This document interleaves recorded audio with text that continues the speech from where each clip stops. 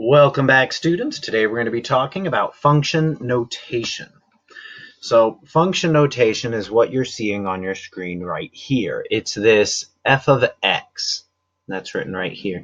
Now this is not f times x. Notice the pronunciation that I used. This is f of x. Now these parentheses around the x are to identify what the input of this function is. So the input of the function is going to be x. The name of the function is f. Now a common mistake students will make is thinking that these are being multiplied. These are not. This is a new way of writing it, that is to say that the output f given whatever this input is equal to this. Now over here it's identifying what is going to happen to the input in order to get the output. So whatever x is, whatever the input is, we multiply it by 2, and then we subtract a 7. Okay, so let's take a look at what that looks like when we're evaluating. So I've written out my function, f of x equals 2x minus 7. Now we wanted to evaluate this when x is a 4. So I'm going to change my x everywhere to a 4. Now over here, this says that the function f, when the input of 4 is equal to 2 times 4 minus 7. Now, I am done evaluating the left side. There's nothing more that needs to be done here.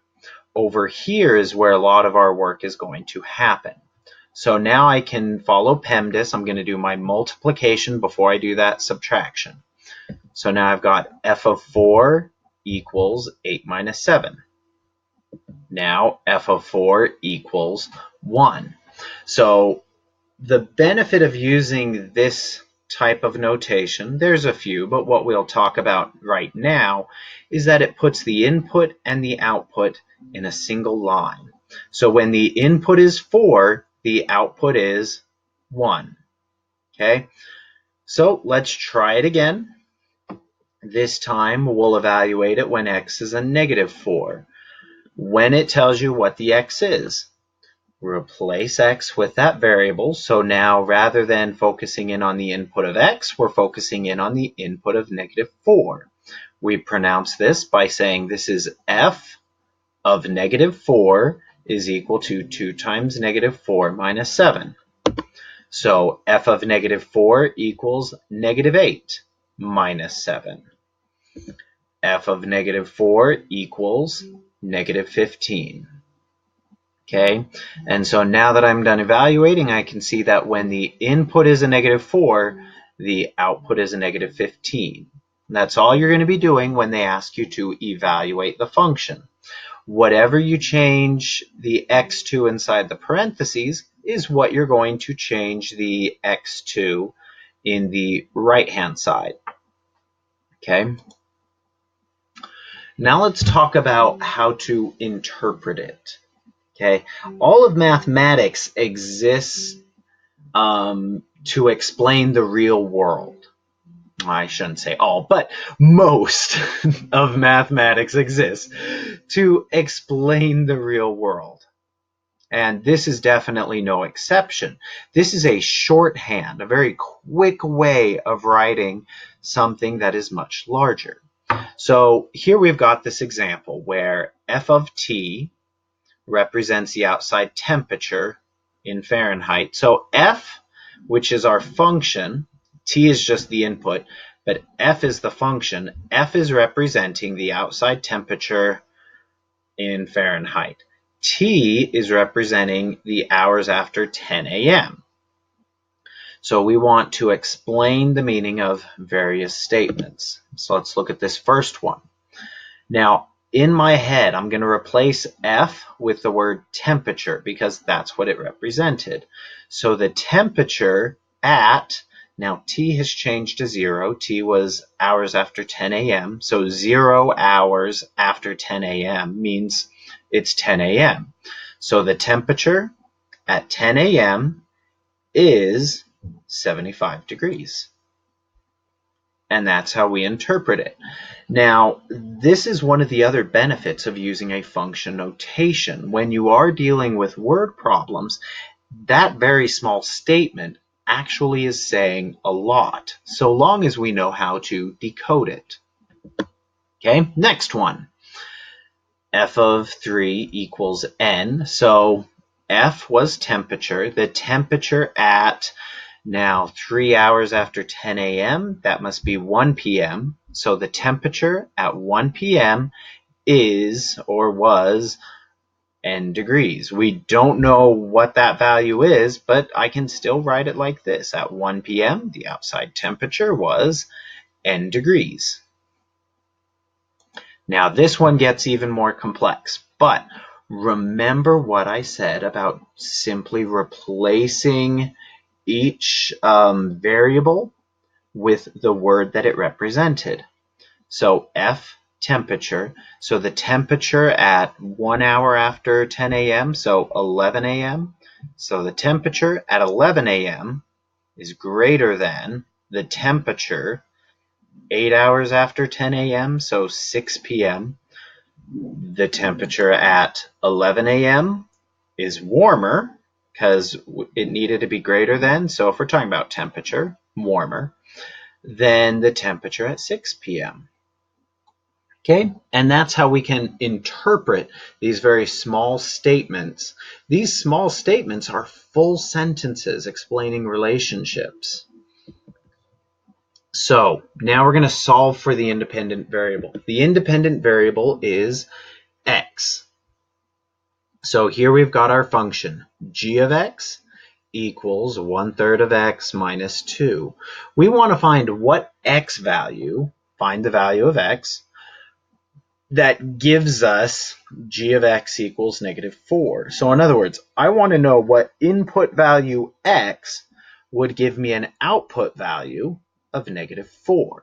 And that's what this final statement is saying, where the output, because that's what g is. G is our output. It's the function, where that equals -4. So let's set this up. We've got our equation.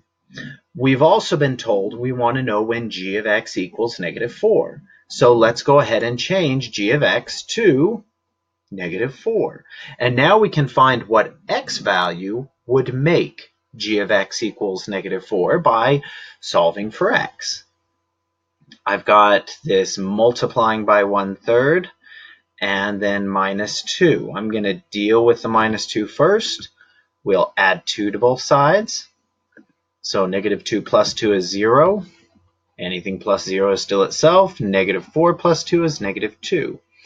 Next step, I need to deal with that multiplying by 1/3. Okay, so if we were to flip that fraction upside down, it becomes a 3 over a 1. And so I'm going to multiply by the opposite fraction, or in other words, 3. Now what this causes us to have is 3 times 1/3, which would be 3/3. 3/3 is 1. 1 times x is just x, so we get x. 3 times -2 is -6. So what's the value of x that would give us g of x equals -4? It's -6. Okay, and we could quickly test that if we wanted to make sure. 1/3 of -6 should be a -2. -2 minus 2 would give us -4.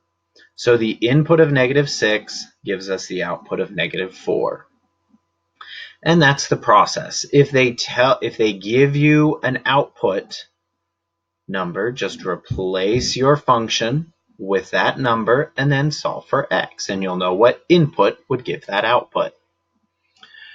Graphing a linear function in function notation. So here's our function, f of x is equal to 3 minus x.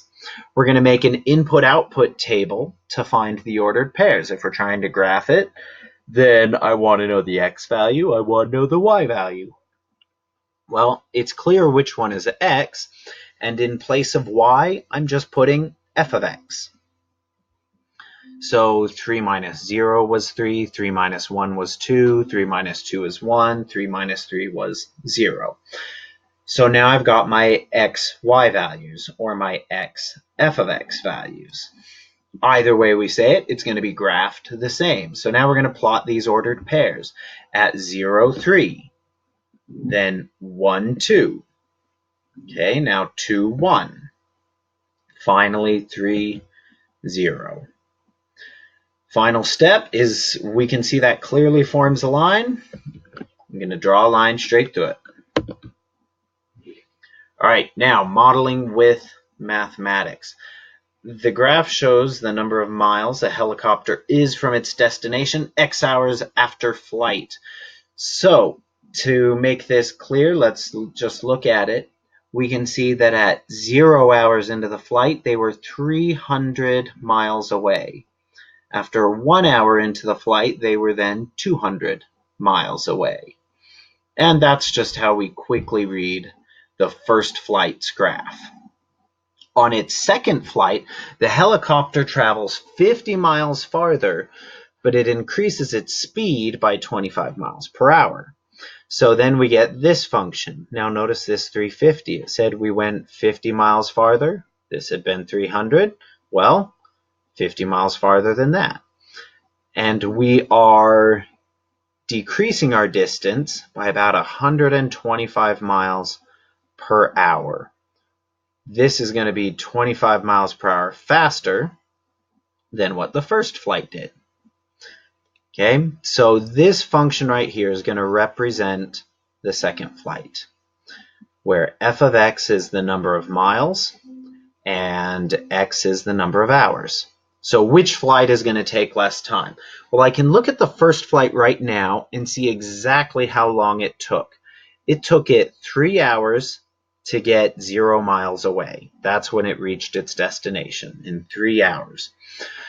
So if we could graph this function, we would be able to also see when it finished by just seeing when it finally reached 0. So we're going to make a table.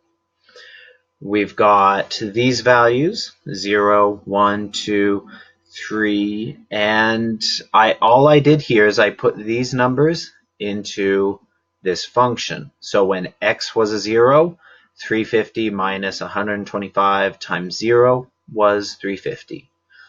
When the hours was 1, 350 minus 125 times by 1 is 225. So let's start graphing those points.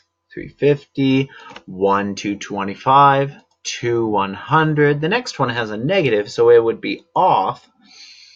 We're going to draw a line through that, and notice it ended before 3 hours. And that's why at 3, it was at negative 25. The helicopter would have stopped, but we're assuming if it kept on going in this, it now would have gone 25 miles past its distance at 3 hours. Okay, so it looks like the second flight took less time. Now, let's just make sure that we're right in that. And let's check our answer here. So we've got 0 is equal to, we want to know when it reached 0. So this is similar to the problem where we were solving for the independent variable. What we're also going to get out of this is we're going to figure out how many hours exactly did it take. Because looking at my graph, it's not 100% clear. I could estimate it, but I'm not sure. So now we're going to solve for x, minus 350 from both sides. And then we get negative 350 is equal to negative 125x. We're multiplying x by negative 125, so we'll divide by a negative 125. So x equals 2.8. So it took it 2.8 hours to finish. That once again confirms exactly what we saw from the graph, that the second flight was going to take less time. I hope this helped you. Good luck.